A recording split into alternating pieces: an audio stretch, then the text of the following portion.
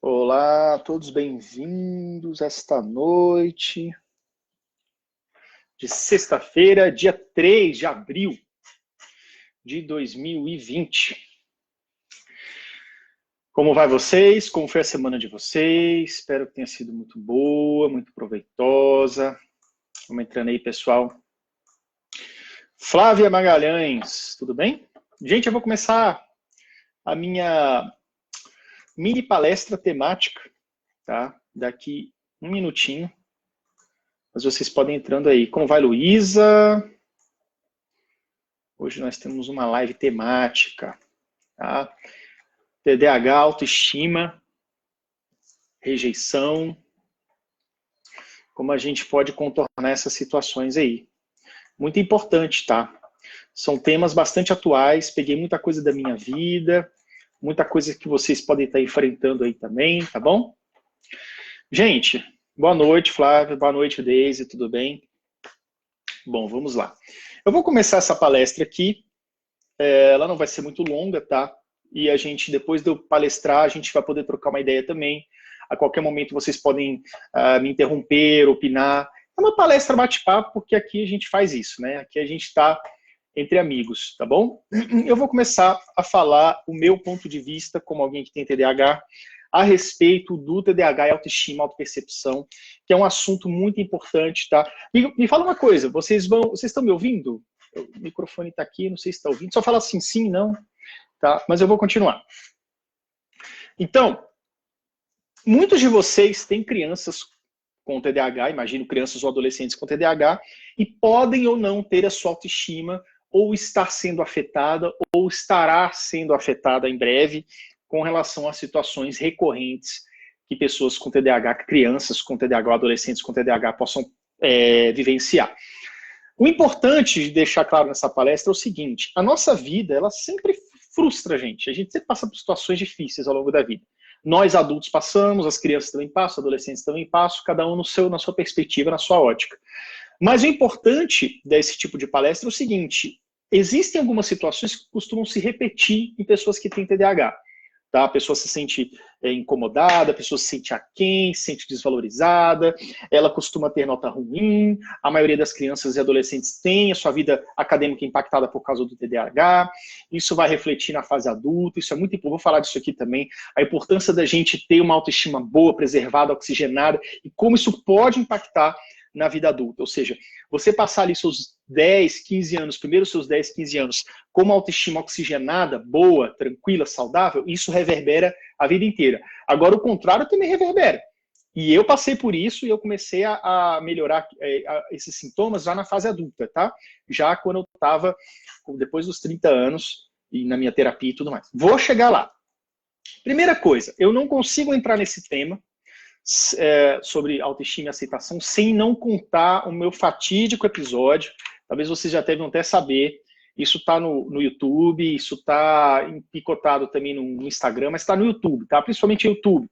A série de vídeos Reforço Negativo. Vou botar aqui, ó. Depois vocês podem procurar. Que é uma versão mais estendida do que eu vou falar aqui, tá? 1, 2 e 3. Apesar de ter esse nome reforço negativo, psicologicamente falando, não é bem assim que acontece, tá? O reforço negativo é para você tirar uma situação desconfortável que você esteja vivendo, é uma questão de você poder validar ou não o comportamento da criança, adequado ou inadequado, tá? É uma questão da psicologia. Mas eu usei esse nome reforço negativo na época, eu não sabia essa diferença, e ficou assim mesmo, a série é reforço negativo. Então quem for psicóloga, terapeuta aí, não liguem, tá? É licença poética, eu utilizei esse nome mesmo assim, tá? Vamos lá. Gente, eu tenho uma situação que é muito marcante. Eu tenho uma situação, o que eu vou contar para vocês agora, reverberou até a minha vida adulta. E eu não digo vida adulta 22, 23 anos não, tô falando de 30, 31, 32 anos, tá? Eu tô com 36 agora. Foi o momento onde eu passei por uma agressão em sala de aula. E como que isso aconteceu? Eu sempre fui muito ativo, não queria prestar atenção nas tarefas da escola, não olhava para o quadro negro, para a lousa, não queria saber de copiar, preferia desenhar. A escola era um tormento para mim. A escola era muito boa na creche, enquanto eu tinha até os meus 5 anos de idade. Dos 6, 7, quando eu fui para a alfabetização, virou um tormento. Eu parei de desenhar para ter que prestar atenção na professora, para aprender um monte de conteúdo chato. E como me faltava dopamina no cérebro, ninguém sabia disso na época, eu não conseguia focar, manter minha atenção sustentada naquilo. E como eu era criativo na época, eu gostava de falar muito com a professora. Às vezes a professora falava uma coisa, eu tinha insight e eu soltava uma frase logo em seguida, né? Até aquela piada lá do professor linguiça que o Chaves fala, né? Então, às vezes, a professora fala uma coisa, eu vou incompleto o raciocínio e fala uma piada, acabo desestabilizando a sala. Boa noite para quem está entrando aí. Entende? Então, o que ocorre? Isso já vinha correndo ao longo do ano, minha mãe já tinha sido chamada, a professora já tinha se irritado comigo algumas vezes porque eu não sossegava, não fazia as tarefas, era um aluno que tinha problemas, tá? Como muitos filhos de vocês, tá? E qual foi a consequência disso? Teve um determinado momento, num determinado dia, eu acho que isso foi mais ou menos em agosto, tá? Um pouco depois, no meio do ano. A professora, ela tinha voltado do recreio, eu acho. Tava a sala toda em confusão, todo mundo brincando, conversando virado para trás, conversando, até que a professora conseguiu estabilizar a turma. A professora estabilizou a turma, fez todo mundo parar e prestar atenção nela, né? E finalmente ela pôde virar para frente para passar o seu conteúdo, né? Começar a escrever no quadro e passar todo o seu conteúdo. Ocorre que nesse momento, quando ela conseguiu estabilizar a turma, ela virou para frente e eu falei alguma coisa que eu tive insight na hora, eu tive alguma ideia, alguma sacada, eu contei uma piada, eu falei alguma coisa ali que encaixou muito bem na situação e todo mundo começou a rir e gargalhar. Né? Então, assim, eu não lembro exatamente o que eu falei, mas eu lembro que foi isso, eu lembro de todo mundo, aquela risada assim, sincronizada, não sei, gargalhar e tudo. A professora, ela olhou para mim, arregalou o olho, séria, meu, semblante sério, de tipo assim, meu Deus, é a gota d'água. E o que ela fez? Saiu porta fora, tá? Ela saiu da sala de aula, foi andando, falou nada, ficou em silêncio, saiu da sala. Aí, naquela hora, eu pensei, eu tinha 6 anos de idade, eu pensei assim, vixe, e agora, né? Agora eu fui longe demais. Eu fiz a professora sair da sala de aula. Então, algum crime grave eu cometi. Fiquei desesperado, não sabia o que fazer, todo mundo me olhando, aquele burburinho. Peguei e corri pro banheiro. Né? A sala tinha um banheiro, geralmente na pré-escola e tudo, as salas têm um banheirinho ali pro aluno usar. E eu fui pro banheirinho da sala. Quando eu entrei no banheiro, eu entrei e fechei a porta. E nisso veio a professora, entrou na sala de novo. E junto com ela, logo atrás, chegou uma outra professora de uma outra turma. Era do Jardim 3, também da alfabetização, mas era de uma outra turma. Ela era bem mais velha. A minha professora devia ter, sei lá, seus 25 anos. Era uma professora novata. A outra, poxa, uns 45 pelo menos, pelo que eu lembro assim, da feição dela e tudo. Ela era bem mais velha. E ela entrou assim, meio ranzinza, né, e tal, entrou e foi no banheiro. A professora parou lá na frente e a outra entrou no banheiro, onde eu estava. Abriu a porta, entrou. Quando ela entrou, ela me pegou pelos ombros e me sacudiu. E me sacudiu e falava várias coisas assim, não sei o que era, mas não sei. Por que você faz isso? Por que não sei o quê? Por que você não para? Tipo, sabe, me sacudiu com uma violência, assim, chacoalhei o pescoço e ela falava umas coisas que eu não entendia, mas ela ficava, tipo, esbravejando alguma coisa pra mim. Isso eu desesperei. Eu entrei em desespero, comecei a chorar no banheiro, desesperado. Aí ela pegou e me conduziu, né? Abriu a porta do banheiro e saímos, a turma toda em silêncio. A professora lá na ponta, parada, a professora minha, novinha, que saiu, estava lá parada na frente do quadro. Não falou um A e deixou que tudo aquilo acontecesse. Seguiu.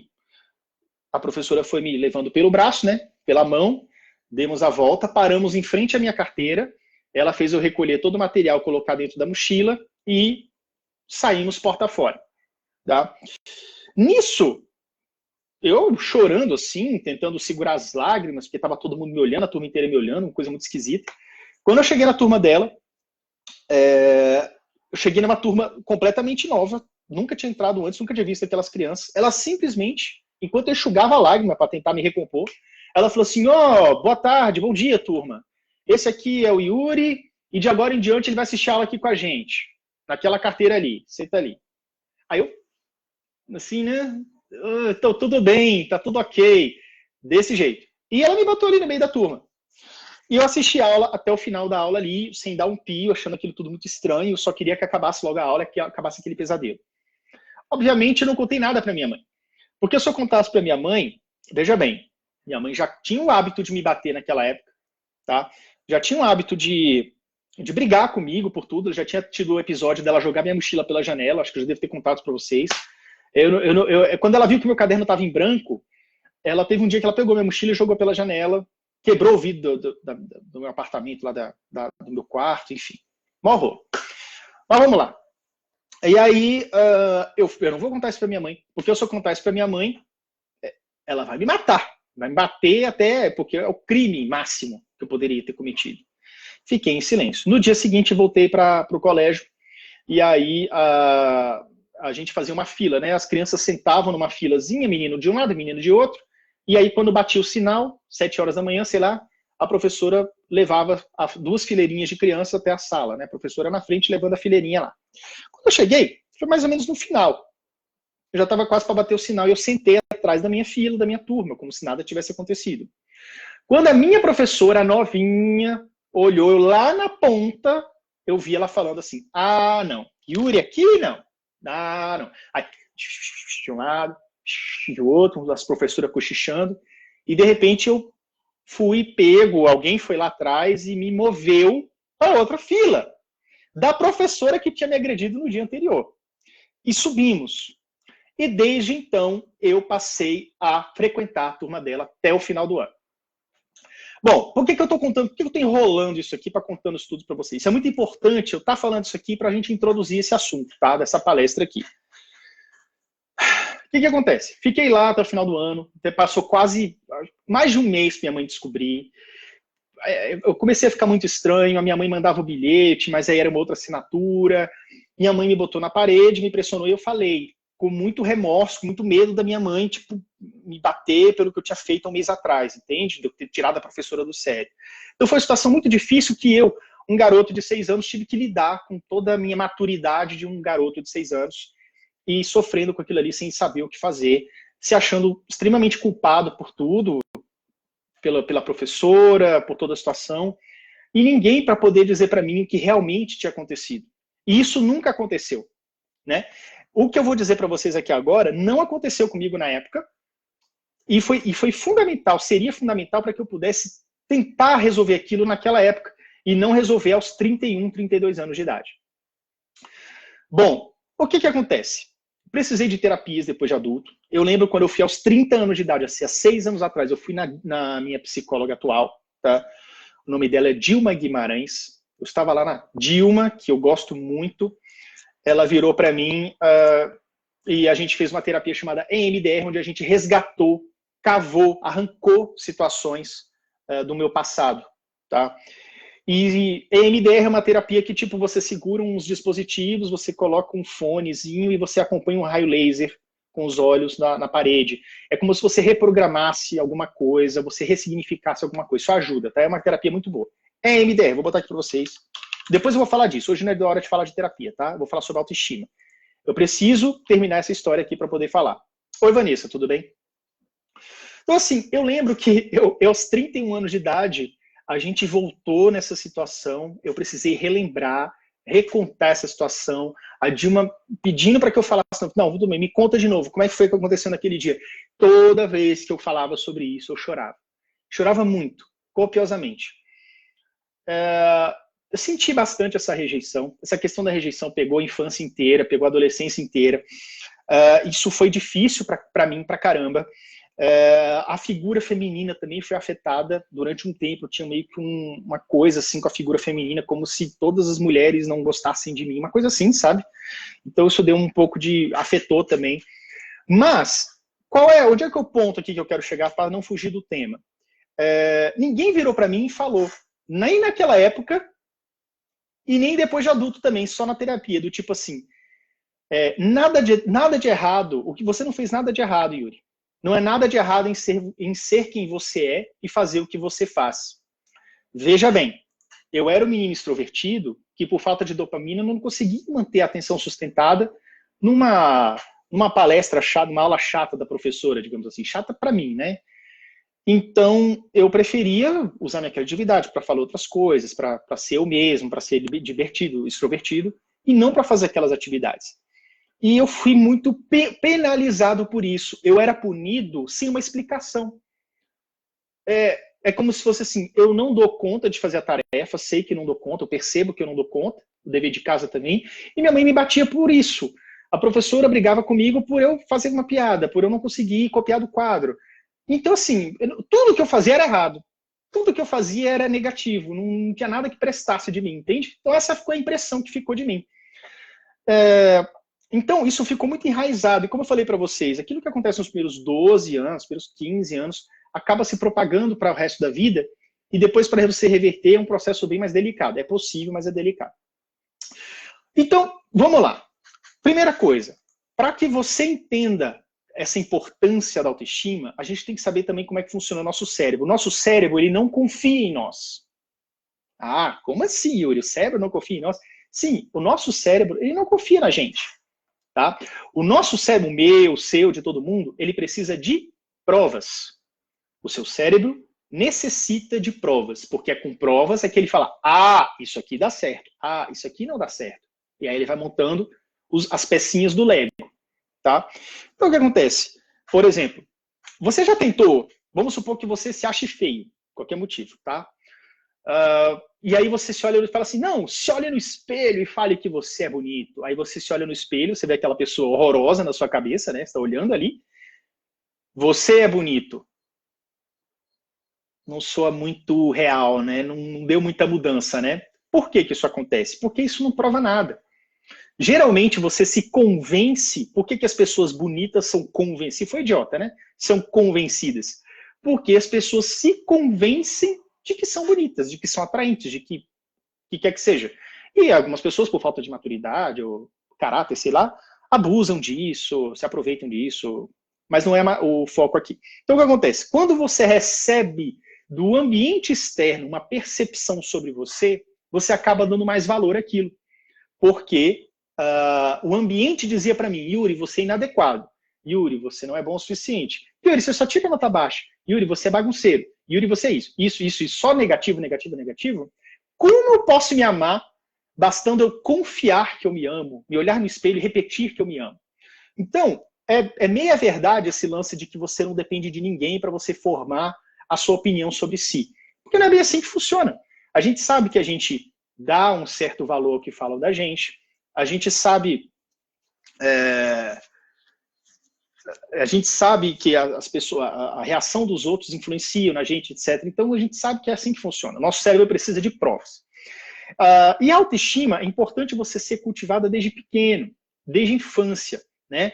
Que é a forma como você se vê na infância que reverbera na vida adulta, que perdura na vida adulta. Ou seja, se você tiver um reforço ruim, vai ser ruim. Se tiver um reforço bom na infância, vai ser bom e aquilo vai propagar. Então, como você, além disso tudo que eu falei, com relação a você blindar a criança de situações difíceis, blindar não, calma. Você não tem como blindar das coisas que podem acontecer com seu filho, tá? Isso não existe. Agora, é importante você perceber que, uma vez que você sabe que o seu filho pode passar e tem uma grande possibilidade de passar pelo que eu passei, rejeição social, exclusão, a professora não gosta de mim, meus amigos não gostam de mim, etc, etc, por conta da nossa característica de ser estabanado, de ser impulsivo e tudo mais, de ser esquecido e tudo mais, é importante que o seu filho ele se aceite como é e que ele consiga viver bem assim, entendendo as suas, entre aspas, limitações, as suas dificuldades, e indo superando com a ajuda dos pais, com a ajuda da orientação adequada ao longo da vida. Esse é o caminho mais certo. Mas agora eu vou dar algumas dicas mais práticas para que você possa reforçar isso ainda melhor, mesmo na infância ou na adolescência, ok?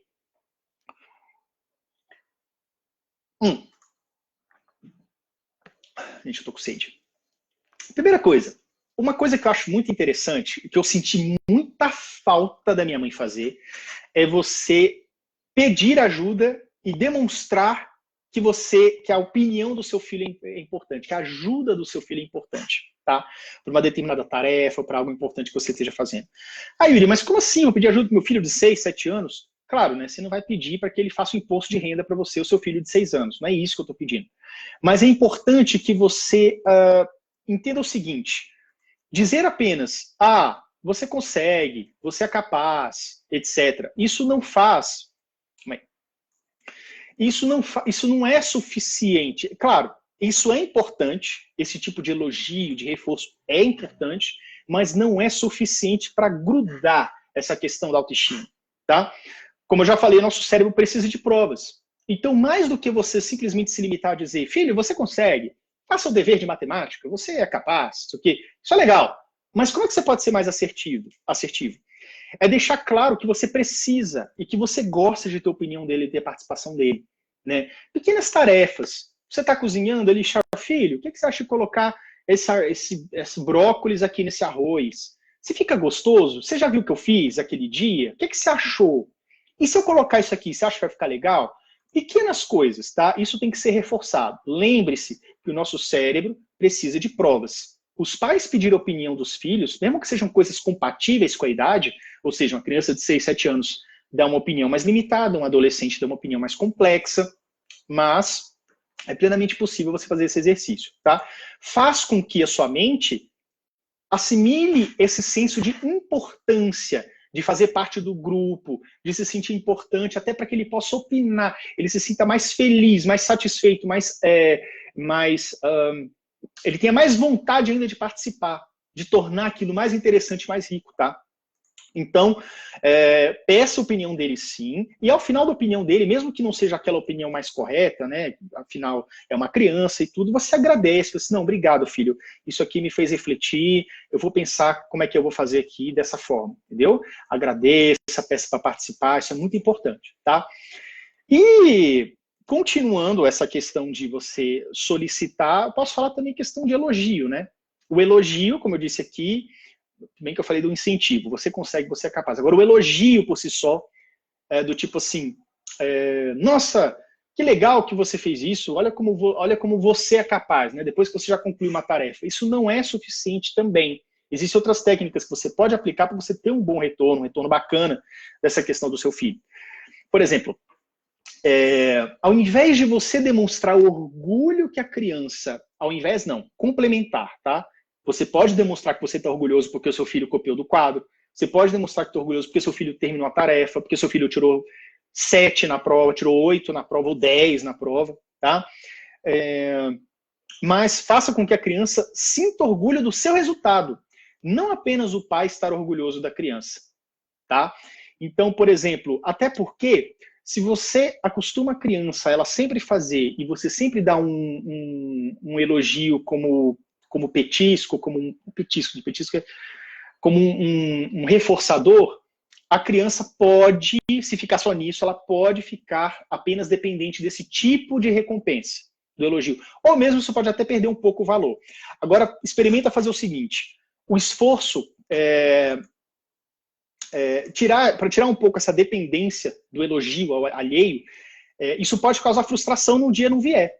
Por exemplo, se a professora elogia, você é capaz, você copiou do quadro, você é capaz, você copiou do quadro, beleza, tem um momento que, ou quando a professora encher o saco e não falar mais, ele vai se sentir mal e não vai querer mais copiar, porque a professora não está mais elogiando, ou mesmo se alguém falar que, não é mais que a sua obrigação, ele vai levar um susto com aquilo, né? Entende que isso tem uma correlação? Agora, experimente dizer para ele o seguinte, e aí, filho, o que você fez? Mãe, professor, mãe, eu consegui copiar tudo do quadro hoje. Nossa, realmente eu estou muito feliz. Mas como é que você se sentiu? Deixa ele falar, pede opinião.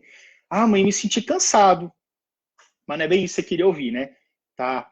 Mas você gostou? Gostei, eu acho que eu consegui e tal. Então, essa sensação não é muito boa?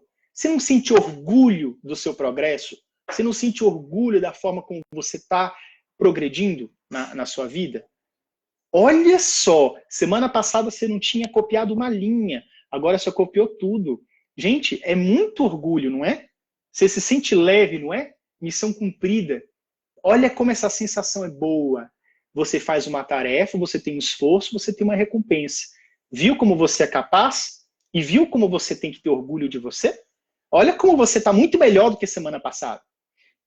Isso é uma outra perspectiva e faz com que ele tenha provas de dentro para fora. Como eu falei, o nosso cérebro precisa de provas. E muitas vezes as provas externas A gente fica até dependente delas. Claro, elas são mais fortes, tá? Do que a autossugestão. Mas não estamos falando de autossugestão. Autossugestão significa você achar que é feio, se olhar no espelho e tentar forçar a barra dizendo que é bonito. Você não vai se convencer.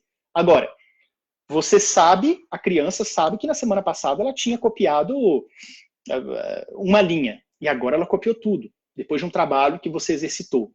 Isso é muito reforçador, isso é muito bom, isso é maravilhoso.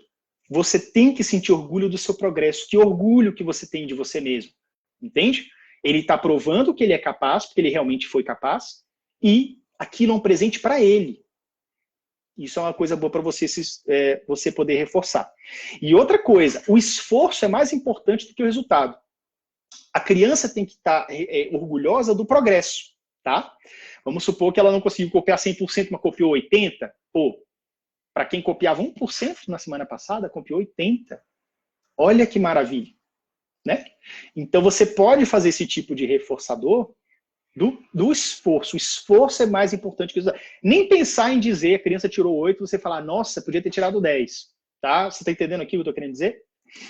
E aí vem uma outra questão também, que é a questão de comparações, né? Comparações é uma coisa que vicia e influencia até a fase adulta. Por que que vicia e ou influencia? Porque você pode ter... você pode ficar dependente de outras pessoas para se validar. Vou repetir. Você, ao se comparar, ou quando seu pai e sua mãe... Com licença, gente, tá tocando. Ou quando seu pai e sua mãe falam para você que você comparam você com alguém, você acredita que o seu valor ele tem um referencial em outra pessoa. E isso é um completo absurdo, tá? E eu vou explicar por quê. Primeira coisa, eu fui muito comparado. Eu era muito comparado com meu irmão, por exemplo, tá? E isso me influenciou bastante. Tá? Meu irmão era um cara que não tem TDAH, foi brilhante na escola, passou em primeiro lugar da turma dele, passou para engenharia elétrica na Universidade de Brasília, e eu capenguei 4 anos para passar. Então, meu pai sempre comparou. Meu irmão foi faixa preta de karatê, eu fui faixa amarela, porque eu nunca conseguia terminar nada do que eu começava. Palavras do meu pai: você nunca termina nada do que você começa, isso aqui. E me comparava com meu irmão. Então eu sempre me achei aquém dele.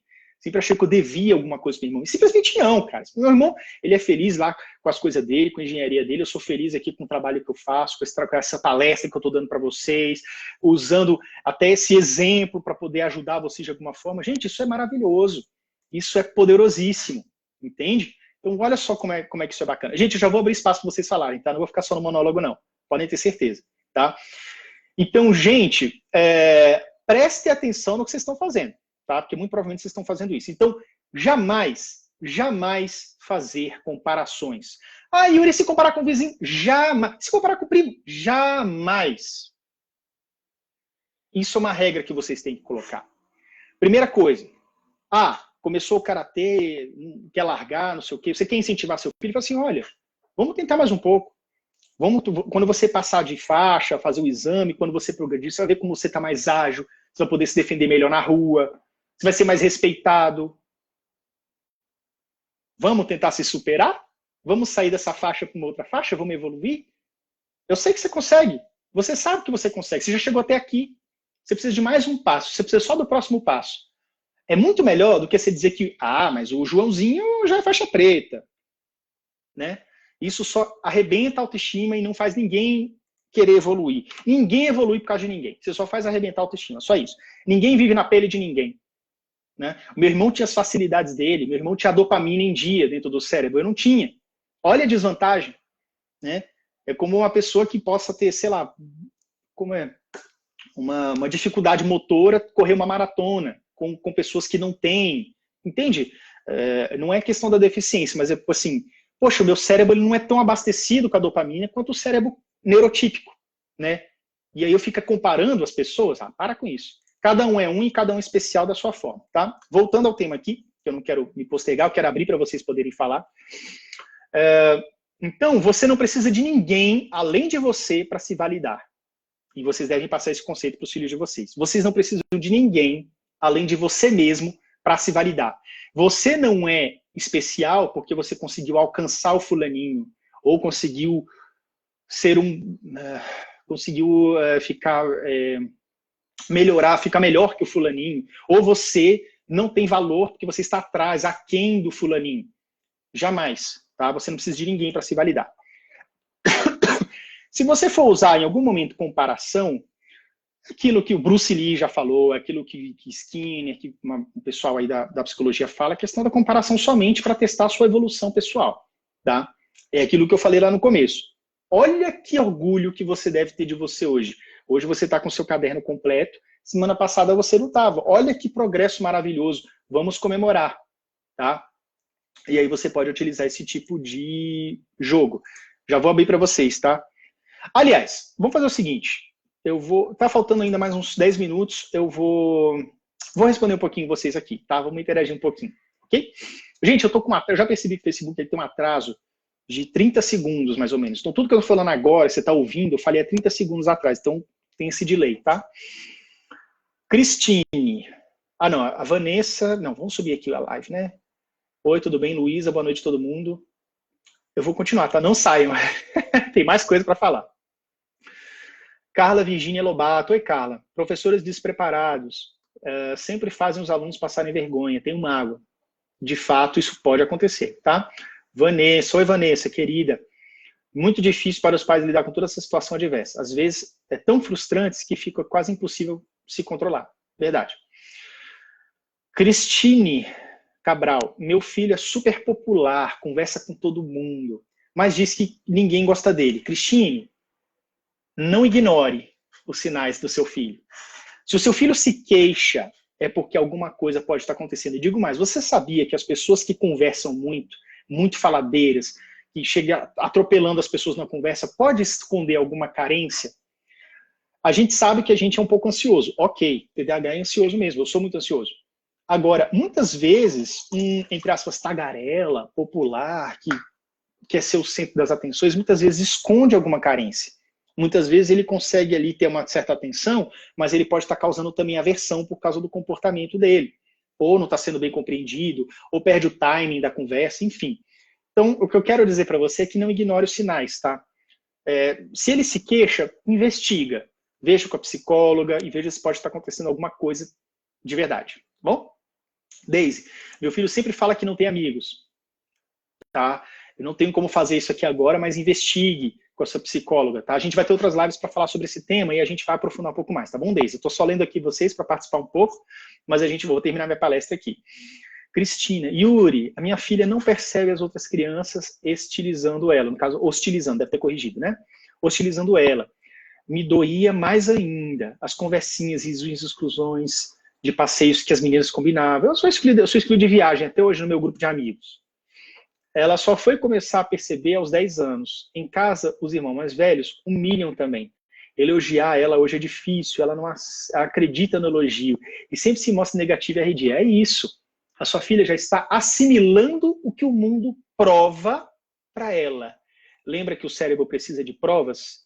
O mundo está provando para ela que ela não merece apoio, que ela não merece integração, que o negócio dela é ser infeliz. E digo mais, uma coisa que aconteceu comigo, tá? Que pode acontecer com a sua filha, com o filho de qualquer um de vocês. Sempre que eu chegava num ambiente novo, sempre se não, é mais para adolescência, tá? Quando as coisas já estavam começando a ficar enraizadas. Quando eu chegava num grupo, uma roda nova de pessoas e tudo, eu procurava logo chamar atenção de forma negativa, fazer uma piada fora de hora, ficar cutucando, porque eu falo assim, bom, antes de eu começar a criar vínculo com essas pessoas, começar a me apegar e daqui a algum tempo, pelas minhas atrapalhadas, as pessoas me ignorarem, deixa eu logo ser aversivo desde o começo, porque as pessoas assim me descartam logo e eu resolvo logo a situação, entendeu? Olha como isso é um comportamento arredio, pré-estabelecido, aprendido de acordo com as provas que a vida te dá, tá? Então, eu fazia isso na adolescência, pré-adolescência. Então, Cristina, quando você elogia a sua filha, ela não aceita um elogio, é porque ela acha que ela não é merecedora daquilo. Né? E aí, olha as consequências que isso pode estar trazendo. Investigue isso imediatamente para o psicólogo, tá? Juliana, precisava escutar isso hoje. Muito bom, fica com a gente até o final. Eu não vou demorar, não, garanto. Não vai ser muito chato. Deixa a sexta-feira de vocês aí. Cristina, eu também, como eu já fiz isso? É muito bom a gente poder observar para poder rever situações, né? Cristine falando novamente. Fui criada escutando que quando ia bem, não era mais que obrigação. Minha mãe fala isso do meu avô. Meu avô era linha dura, né? Meu avô, década de 30, 40, E aí minha mãe tinha que ouvir muita coisa também. E se ia mal, o que minha mãe... E se ia mal, e que minha mãe iria tirar 8. Se não tirava 8, escutava sermão e castigo. Coisa que repetimos sem querer, repetindo padrões. É nossa programação. É uma mudança grande, sim, e exige esforço. Eu sou programado a me rejeitar, porque a vida inteira eu fui provado que eu mereço a rejeição. Já desprogramei muito, não estou 100%, mas já desprogramei muito, mas isso exigiu um processo, tá? Cristine, só quem é mãe não teve filho TDAH. Deise, como foi bom ouvir isso, eu já fiz tudo isso. Oi, Sandra. Luciana, gente, eu vou voltar à palestra, tá? Eu estava dando uma palestra, eu vou continuar. Boa noite, Luciana. Deise, ainda percebo que as escolas falam muito sobre inclusão, mas estão longe da prática. Assim, as escolas são feitas de pessoas, né? Eu acho que cada pessoa ali, cada coordenadora, diretora, professora, se tivesse, primeiro, uma vontade de mudar esse quadro, empatia, querer buscar conhecimento, e do outro lado, botar em prática, esse equilíbrio é a escola. Os profissionais com esse equilíbrio é a própria escola, quem vai dar esse retorno, essa coisa boa para os filhos, né? Carla. E quando os pais dos amiguinhos falam por trás, acho péssimo, também falta informação, infelizmente. A gente dá vontade de matar, sim, no sentido figurado, claro, mas falta informação, eles não entendem, os filhos não passam por isso, eles acham que ninguém, enfim, a dor não é no calo deles, né? Então eles não sentem o que vocês, mães e pais de TDAH, sentem. Vamos voltar. Dar autonomia aos filhos com suporte. Eu não tive muita autonomia, tá? Como assim, Yuri, você não teve muita autonomia? De fato, eu não tive. Minha mãe não deixava ter, tá? Então, o que acontece? Você tem que incentivar a criança a fazer as coisas, a participar, a errar. Seu filho não é um coitado. Seu filho não é um aleijado. Ele não precisa de ajuda desde amarrar cadastro, escovar dente, fazer dever. Não faça o dever pelo seu filho, pelo amor de Deus. Agora, ensine-o a estudar e acompanhe os estudos. E dê consequências para as atitudes. Consequências positivas e negativas. A gente fala sobre isso no curso gravado inteiro, tá? Não deixem de assistir os módulos do curso também. Deixa a criança errar. Deixa a criança praticar e errar. O que eu posso falar da minha adolescência, que era uma coisa muito comum, era uma realidade muito comum, era a questão de, por exemplo, eu adorava ter proatividade em casa. Eu sempre me achei muito esperto de querer cuidar das coisas da casa. Tá? Então, por exemplo, eu cuidava da parte da conta de luz, eu aprendia aqueles negócios de química, de física, e queria calcular, falei assim, olha mãe, essa geladeira está consumindo muito, esse computador aqui está consumindo muito, essa lâmpada é melhor. Então eu gostava de calcular os kilowatts da casa para fazer. E uma vez eu fiz um relatório para minha mãe, imprimi o relatório e entreguei para ela. E minha mãe acreditou que eu estava fazendo esse relatório para justificar eu ficar mais tempo no computador até tarde. Sendo que não. Olha só. A minha mãe acreditava que o fato de eu estar na frente do computador até 11 horas da noite, devia ter lá seus 15 anos, eu usava essa lâmpada aqui. Uma lâmpadazinha de LED. LED não, desculpa, na época não tinha nem LED, era aquelas... não é de LED, é lâmpada fluorescente. Aquela fluorescente comum, tá? Sem ser incandescente, a fluorescente. E aí minha mãe falou assim, você tem que sair desse computador porque você deixa essa luz ligada e a conta vem R$300 por mês. Eu falei, mãe, não é isso que deixa a conta cara. Tá? É outras coisas. Isso aqui eu ficar 1 hora a mais numa lâmpada de LED, aí eu fiz a conta para ela. Eu calculei o kilowatt, não sei o quê. Sem brincadeira. Se eu ficasse 1 hora por mês a mais, a conta ia aumentar R$3,80. R$3,80. Aí eu fiz um relatório, tudo. E aí eu mapeei na casa o que estava consumindo mais. Entreguei para ela. Quando eu entreguei para ela, ela fez o quê? Rasgou o relatório e jogou no ar, assim, entendeu? Do tipo, quem manda aqui sou eu e tudo mais. Tudo bem, a casa era dela mesmo. Mas assim, entende? Não me dava autonomia. Eu gostava também de subir no telhado para arrumar infiltração. Tá? A gente tinha problema de filtração lá em casa, minha mãe nunca descobriu, porque ela contratava as pessoas que enrolavam ela, o cara subia lá e dizia que tá sujo, tem folha no telhado.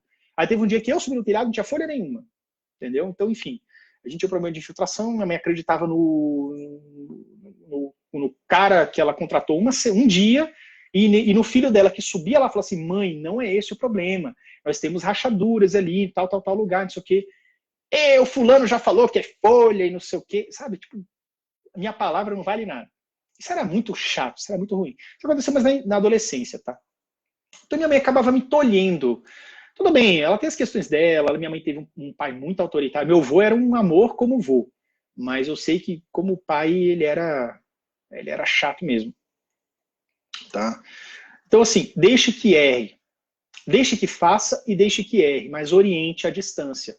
Ah, filho, você quer fazer isso, você quer tomar conta disso? Ok. Eu acho que a maneira certa de fazer é assim, assim, assado. Vá lá e me mostra o resultado. E quando a pessoa mostrar o resultado, o filho vai lá, proativo, faz, acontece, você vai assim, nossa, que legal, poxa, estou muito orgulhoso. Olha, eu não teria descoberto isso, se você não me falasse. Né? Você tem que estar muito orgulhoso de você. Olha como a sua atitude, a sua proatividade fez diferença. Né? Olha como você pode agir. Aí você combina um pouco das outras dicas com essa que eu estou dando aqui agora. A última dica aqui, tá? Para a gente conversar mais um pouco, importante é deixar a criança fazer no tempo dela. Tá? E eu já vou falar que isso tem a ver com a memória de trabalho, eu vou explicar aqui, mas vamos lá. Não menospreze por ela ser lenta ou algo assim. A sua criança com TDAH, se não tiver ela vai aprender coisas novas. Todo mundo aprende coisa nova toda hora. Mas quando você for apresentar uma coisa nova para o seu filho, se aquilo não for minimamente prazeroso, minimamente estimulante, como um jogo novo, um desafio novo, uma fase nova do videogame, uma coisa que ele ligue o hiperfoco e mergulhe naquilo, é 880. Se não for extremamente viciante e tentador, vai ser uma coisa, que droga, quero mudar disso aqui. Por quê? Nossa intolerância, baixa tolerância e frustração, nossa baixa produção de dopamina, baixa fixação de dopamina, que é um neurotransmissor importante. E o que mais? Isso faz com que afete a nossa memória de trabalho. Porque a gente tem que gastar o dobro de caloria é energia do corpo, tá? Dobro de caloria no cérebro para gravar uma informação. Por quê? Porque aquela informação, ela não é interessante, então para você fixar aquilo ali na cabeça, cara, você vai ter que ouvir 2, 3, 4, 5. É isso que acontece quando você tem TDAH e você vai para a biblioteca estudar. Você rende? Não rende. Porque é uma leitura chata que você vai ter que ler 3 vezes o mesmo parágrafo para entender metade, sendo que o seu colega ali do lado já está no segundo livro e você está no primeiro capítulo. Entende? Então, entenda que você tem essas dificuldades. Então, vamos lá. Quando a criança ela tiver que realizar uma tarefa, né, você julga, você pai ou mãe, julga que ela não é capaz, antes mesmo de ensinar como se faz, né, a criança tem que aprender, vamos supor, uma criança pequena, tem que aprender a amarrar o cadarço. E aí você pensa assim, nossa, mas eu já ensinei outras coisas para o meu filho, ele demora para aprender, não, eu estou com pressa, deixa que eu faço aqui por você. Filho, vai se vestir. Ele é lento para se vestir, né? Não, deixa que eu faça aqui para você. Filho, tem que fazer dever. Ah, mas você demora, né? Não, deixa que eu faça essa parte aqui para você, só para a professora não reclamar. Tá errado. Você não pode fazer isso.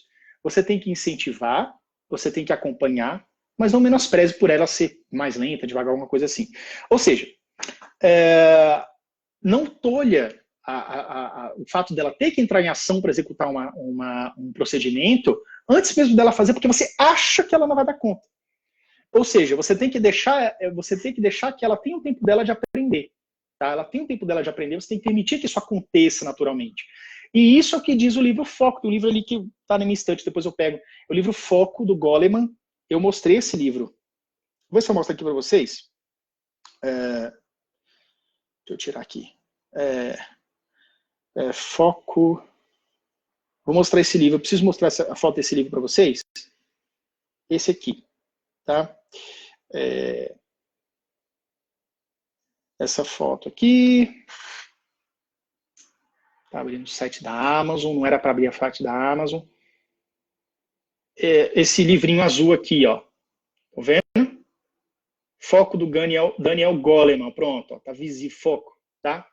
Esse livro, ele fala exatamente que a repetição, ela leva ao aprendizado. Se você ficar sempre fazendo para o seu filho que você julga que ele não é capaz, aí é que ele não vai aprender mesmo. Tá? Então, respeite o tempo e faça com que ele tenha o seu senso de responsabilidade, que ele vá até o final. Por exemplo, você não vai saber fazer isso, deixa que eu faço para você. Ou então, você não vai fazer isso no tempo, deixa que eu faço. Os exemplos que eu dei. Ou seja, jamais façam isso, tá? Inclusive a criança tem que se acostumar com a frustração de errar, de se atrasar, de perder prazos. De vez em quando isso tem que acontecer. Lógico, uma prova final, de um trabalho final importantíssimo, você não vai deixar que isso aconteça, você vai intervir sempre presente, deixa a criança fazer, mas você intervém, dando a tocada no tempo, usando o método Pomodoro. A Carla perguntando o que é o método Pomodoro, eu já explico para você. Tá? Mas você tem que fazer isso a toque de caixa, tem que fazer isso que a criança ela tem que fazer acontecer e fazer, tentar e não dar certo, e se acostumar com essa frustração. E aí você ensina novas técnicas, faz novas intervenções para que a criança tenha um desempenho melhor da próxima vez, tá? Então esse tipo de atitude, de intervenção é muito importante para reforçar essa autoestima da criança, tá? Então isso é fundamental, tá? Carla, método Pomodoro é o seguinte, o Pomodoro, isso está no capítulo 2 do curso, tá? Do programa Meu TDAH. Eu ensino isso. O Pomodoro é o seguinte. Por que Pomodoro? Método Pomodoro. Vou mostrar aqui uma imagem.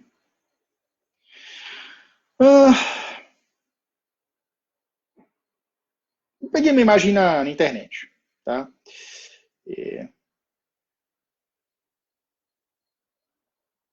Peraí.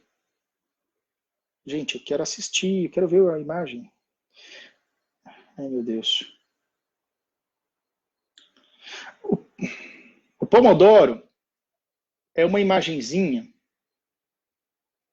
Pessoal, não saiam daí.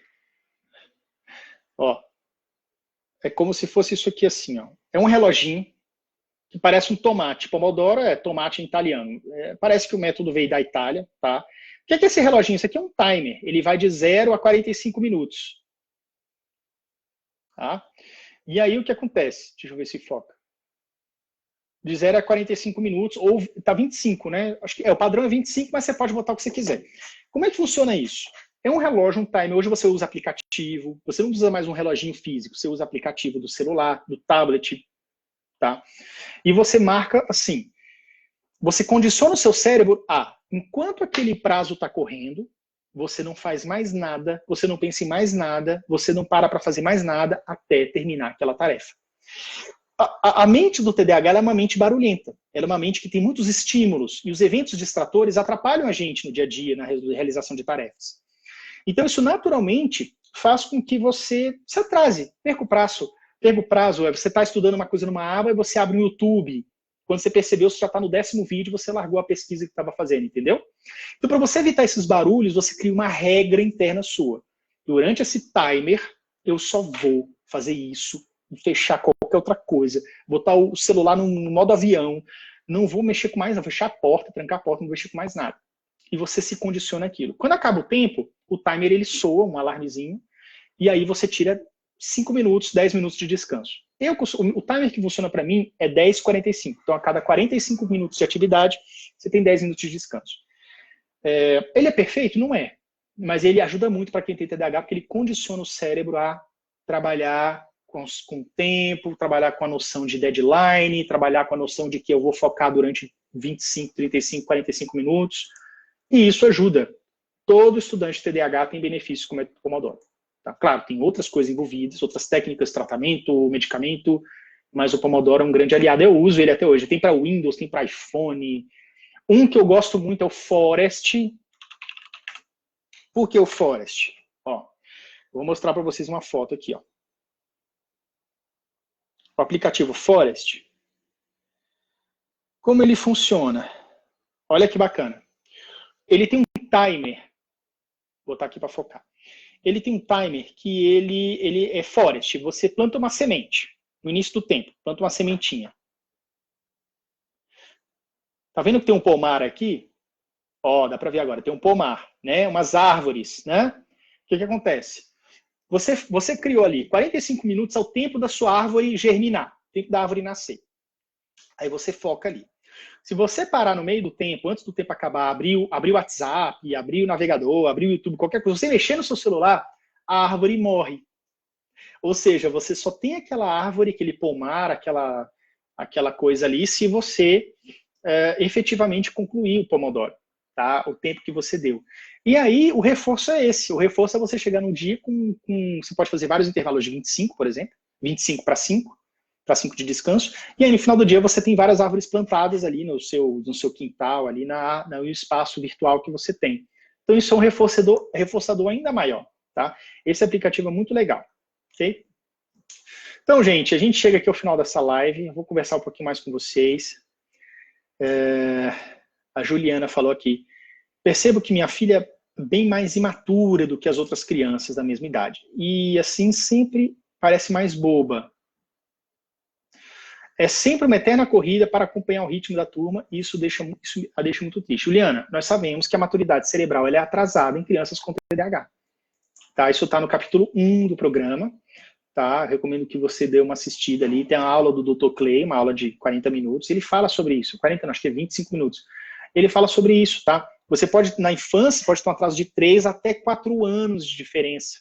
Então, uma criança de 11 anos de idade, ela pode ter uma mentalidade de 8, de 9, de 7, dependendo. A boa notícia é que chega na fase adulta isso estabiliza, tá? Chega na fase adulta isso normaliza, tá? E aí ela vai ter a maturidade ali dos adultos de 25 anos. Mas durante a infância, essa maturidade tardia, ela acontece bastante, tá? Então você fique tranquila que isso existe, tá? Isso é uma realidade, pode acontecer. Olha só, a Cristina Dotto, o método Pomodoro, eu fiz 2 dias e está funcionando. Bacana. A Carla falou aqui, Yuri, você toma algum remédio para dormir? Melatonina, algo assim? Gente, eu vou falar sobre o que eu uso para dormir. Vocês vão rir de mim. Aqui. Sim, coisa minha, tá? Eu, adulto, macaco velho de 36 anos, é o que eu faço. Isso aqui. Vocês conhecem Dramin? Aquele remédio para enjoo, que dá um sono, dá uma leseira. Eu uso Dramin para dormir. Sinceramente, custa 1/10 da melatonina e funciona tão bem quanto, se não melhor. Isso é eu, tá? Eu estou me arriscando a fazer isso, embora o Dramin é um remédio que não exige receita, você compra ali R$10 na farmácia, melatonina é bem mais caro que isso. Não uso melatonina, quando eu estou muito ansioso ali, já está dando 1 da manhã, não fui dormir ainda, ó, Dramin. É um santo remédio. Isso aqui é para enjoo, gente. Mas quem tomou isso aqui sabe que dá um sono de elefante. E aí você dorme igual um anjo até de manhã. Toma o Dramin, ó. Resolve. Eu faço isso há mais de 1 ano. Oi, Aimee. Tudo bem? De Alfenas. Vanessa, usar o termo lerdo ou lerda é a pior coisa que podemos falar para nossos filhos.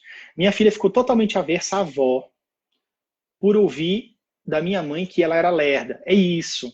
A criança tem o tempo dela de aprender. A avó já tem 80 anos, porque ela já viveu 80 anos fazendo aquilo a mesma coisa, repetindo aquela 500 vezes. Agora a filha da Vanessa é novinha, entendeu? E aí ela, claro que ela se sente magoada com a avó, ela só é inexperiente. Então a avó tinha que ter paciência, e aí a Vanessa tem que puxar a orelha da sua mãe aí, do tipo assim, ela vai fazendo o tempo dela e acabou. Tá? E é isso. Tenha paciência, explique, use a teoria do foco, aquele livro Foco do Daniel Goleman. Cara, não tem nada melhor. A sua filha vai ser expert, desde que ela tenha o tempo dela para aprender, para treinar e para praticar. Carla Lobato. Eu uso alarme do celular, acho que dá no mesmo. Pode ser. Mas faça o teste com esse aplicativo Forest, tá? Que ele é próprio para isso. Bom? Carla, amei a dica do aplicativo Forest. Baixa que é bom, é sucesso. Cristine Cabral, muito obrigada. Está sendo muito transformador ter te encontrado. Maior mudança em mim. Muito legal, muito bom ouvir isso, tá? É muito bom quando a gente muda. A gente não muda pelos outros, a gente muda por nós mesmos. A gente faz a mudança de dentro para fora. Então, se eu te falei alguma coisa, eu te ensinei alguma coisa que você resolveu mudar, evoluir de dentro para fora, isso é maravilhoso. Me sinto muito feliz e honrado, tá? Muito obrigado, Cristine. Cristine falou aqui, normaliza na fase adulta, se tiver tratamento na infância, né? Não, normaliza de qualquer jeito. Tá? A imaturidade, ela tende a normalizar na infância, na fase adulta. Porque a maturação é mais tardia, mas não significa que você vai ser imaturo para sempre. Mas ela é mais lenta que a média. É isso. Dulce, boa noite. Sou nova no grupo, estou aproveitando muito as aulas. Boa, Dulce. Assista as aulas gravadas e as nossas lives semanais aqui também, tá bom? Juliana, eu tomo Fernegan para dormir. Tiro e queda. Eu uso Dramin. Funciona e é barato e não conta para ninguém. Adriana Gouveia, eu usava o Dramin para viajar de carro e meu filho TDAH. Eu recomendo, pois eram 1.800 quilômetros e você dormia como um anjinho, certo? E a Vanessa falando aqui, acredito plenamente nisso, mas a interferência familiar é complicada. Deve estar falando da avó, né? Principalmente daqueles que ajudam no dia, aqueles que ajudam no dia a dia, ou seja, que estão presentes no dia a dia, né? Então, Vanessa, conscientização. Vanessa, Adriana, Juliana, Dulce, Cristine, Carla, todo mundo que participou aqui, Maria Silva, todo mundo que entrou e participou aqui, gente, é perseverar, é repetir, repetir procedimentos, atitudes, bons procedimentos, para a coisa dar certo. Senão não vai dar certo nunca. Tá? Cristina Teixeira, tirei do quarto da minha filha tudo que a distraía para dormir. Agora ela fala que tem medo de dormir no quarto, que ficou muito vazio. Cristina, não ignore os sinais dela. Sabe como é que eu passei a dormir sozinho? Eu tinha 6 anos de idade e até os 5 anos eu dormia com a minha mãe. Minha mãe é separada desde quando eu tinha 1 ano e meio. Eu não lembro dos meus pais juntos. Antes dos 2 anos, né? Minha mãe separou do meu pai. Eu, pequenininho, dormia na cama da minha mãe. Minha mãe tinha uma cama de casal. Eu dormia de um lado, eu dormia de outro. Com 5 anos eu fazia isso. E aí teve um dia que minha mãe ganhou uma TV numa rifa. Minha mãe trabalhava num banco aqui de Brasília. E aí os colegas fizeram a rifa, ela ganhou essa TV de 14 polegadas na rifa. Era uau! E aí minha mãe trouxe para casa essa TV e virou a minha TV. Minha mãe botou no meu quarto. E aí, no primeiro dia que essa TV chegou, eu já comecei a assistir ali aqueles programas da noite, SBT, Globo, sei lá, tava ali entretido. E teve um momento que minha mãe chegou no quarto, devia ser, sei lá, umas 9, 10 horas da noite, umas 9 e pouco, minha mãe chegou assim, filho, vamos dormir? Mamãe tá esperando. Eu falei, não, mãe, pode deixar que eu vou ficar. E aí eu criei um hábito, que depois eu perdi, graças a Deus, de dormir com a televisão ligada. Mesmo com o volume baixinho, aquele barulhinho da TV ligada acalmava os meus pensamentos. Acalmava um pouco a questão... Eu já vou falar sobre tela, tá? Calma que eu vou falar, vou comentar sobre isso. Acalmava um pouco o barulho da mente, porque você que tem TDAH, se você é mãe e tem TDAH, você sabe, quando você está um pouco ansiosa, que tem mães aqui, eu falo ansiosa no feminino, quando você está ansiosa, você deita na cama e você quer dormir, desliga a luz, apaga, fecha tudo, desliga o ventilador, desliga tudo, aquele silêncio não aflora uma vozinha interior, não aflora aqueles milhões de... Nossa, amanhã eu tenho que fazer aquilo. Nossa, será que eu resolvi fazer isso? Será que eu deixei aquilo, deixei o leite fora da geladeira? Será que aconteceu isso? Tipo assim, parece que vem um monte de cobranças internas do dia que passou e do dia futuro. Então, esse barulho interno pode fazer com que seja mais difícil dormir. Agora, calma. Vamos falar sobre telas. As telas atrapalham o sono humano. Mesmo naquele modo night shift, não sei das quantas que os celulares têm, que depois das 10 da noite ele fica amarelinho, bota uma cor mais quente, para ficar mais ali, mais receptivo ao olho, para não é estimular, mas atrapalhar menos a produção de melatonina, mesmo assim atrapalha. Atrapalha menos, mas atrapalha. Então, o hormônio do sono ele vem na noite, na escuridão, no silêncio, você sente aquele sono. Tá? E você ficar com a telinha ali atrapalha. Então, o que eu quero dizer para você é o seguinte, não precisa ser necessariamente tela, brilho, mas, se bem que no meu caso não atrapalhava muito, porque minha câmera era do final do quarto e a TV era numa ponta e minha câmera na outra. E uma TV de 14 que era pequenininha, o brilho era muito pouco. Eu gostava mais era do som, do barulhinho mesmo, entende? Então, barulho de um ventilador no quarto, mesmo que seja apontado para a parede, um barulhinho, um ruído branco, é um barulho que ele não tem um som definido, mas ele acalma a nossa mente, ele silencia a nossa mente. Um ventiladorzinho, alguma coisinha, pode ajudar a sua filha a pegar no sono. tá? Eu dei essa volta toda para falar isso, mas eu achei importante falar essa minha experiência da infância. Deise, estou gostando do curso, estou aprendendo muito. Bacana, Deise, fico muito feliz com isso, tá? Espero que você aprenda ainda mais, tá? Aproveite muito mesmo, a gente tem um ano pela frente. Cristina Teixeira, tirei do quarto da minha filha tudo que distraía para dormir. Ah, eu acabei de responder, né? Flávia, ver você falando dá vontade de chorar. Por ver meu marido e meus 2 filhos. Só peço a Deus sabedoria e paciência, pois não é nada fácil. Ter que ficar repetindo tudo e lidar com a impulsividade. Eu sei. Tratamento ajuda. Pelo menos metade. A outra metade é técnica e uma dose de paciência e repetição, mas o tratamento ajuda bastante, tá, Flávia? Não desanima, fica aqui com a gente. Vamos te ajudando aí ao longo das semanas, tá? Você tem me ajudado muito. Obrigada. Obrigada, Flávia. Eu que agradeço. Olha a dica da Sandra, leitura antes de dormir. Isso é bom, dá um soninho, quase um draminho. Toda vez que eu leio livros, antes de dormir também, eu sinto um soninho bom, tá? Eu gosto desse tipo de leitura. Adriana Gomes Gouveia. Yuri, eu usava o Dramin no meu filho para viajar, pois era o único jeito de se acalmar no carro, não em mim. Dava resultado, né? Flávia. O que fazer quando o TDAH se recusa a ler? Citou que eles não conseguem, precisa de muito esforço. Então, negociar, utilizar técnicas, utilizar trocas, fazer leitura conjunta. Eu leio um parágrafo, você lê outro, eu leio uma página, você lê outra. Primeiro você lê, depois você me explica a leitura, a gente debate a leitura. Nós temos técnicas disso no capítulo 2. Técnicas de estudo e de leitura com os filhos, capítulo 2 do programa Meu TDAH. Pode ir lá, tá? Que vou explicar de maneira muito mais profunda e didática, ok? Daisy. É fácil quando o próprio pai não tem paciência e acaba falando coisas que não deve. Quer chamar nosso filho de preguiçoso, folgado. Conscientização.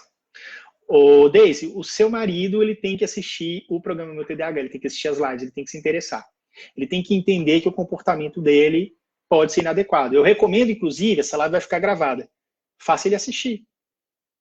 Assista junto, não é fácil de assistir, né? Você não vai chicotear ele, mas senta junto com ele para que ele entenda a importância de aprender mais, tá? De ver um novo ponto de vista. É interessante. Ellen, olá, estou no curso pelo meu filho e também ajudar nos meus alunos. Bacana, Ellen. Audiobook, adoro audiobook. Põe aqui esse fone aqui, ó. Show. Estou gostando muito. Muito bom, Ellen. Fico feliz. Fico muito feliz. Programa que lê arquivo, sim. Tá? Eu tenho o U-Book, né? Tem o que é audiolivro, ou então tem alguns programinhas, não funciona muito bem não, tá? Eu nunca encontrei que funcionasse bem mesmo. Esses programinhas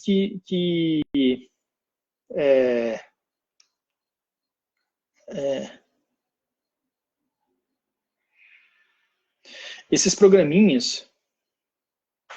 Desculpa, gente, chegando recados aqui importantes. Esses programinhas que leem o PDF e narra para você, talvez funcione, tá? Enfim.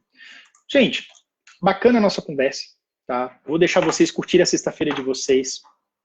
Eu agradeço muito, tá, a participação de vocês. Fiquem com a gente aqui no curso. Toda semana a gente tem live, a gente tem novidades para vocês, tá? Enfim, aproveitem bastante o curso, vocês têm um mês para tirar dúvida. Teve dúvida? Posta aqui no grupo. A gente tem psicóloga aqui, a gente tem a Nicole que ajuda a gente também. Então, assim, tem dúvida? Posta. Gente, hoje eu tô sufocada, aconteceu isso. Desabafa aqui no grupo.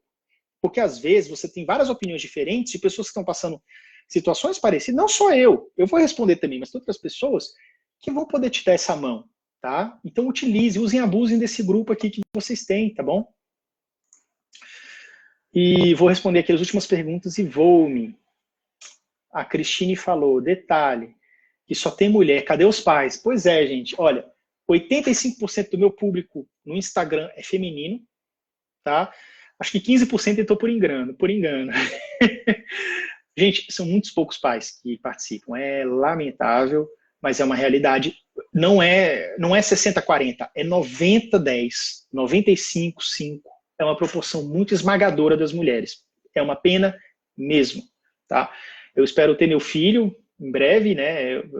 Não está encomendado ainda, mas espero ser pai em breve.